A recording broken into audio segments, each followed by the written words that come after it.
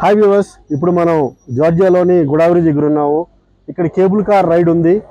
ఈ cable car ride 2 kilometres distance. ఇది కింద నుంచి పైకి రావడానికి పర్ పర్సన్ 15 లారీస్ షేర్ చేస్తారు. సో గోదావరి వచ్చిన వాళ్ళు తప్పకుండా చూడాల్సిన అట్రాక్షన్ ఇది. So don't miss this one.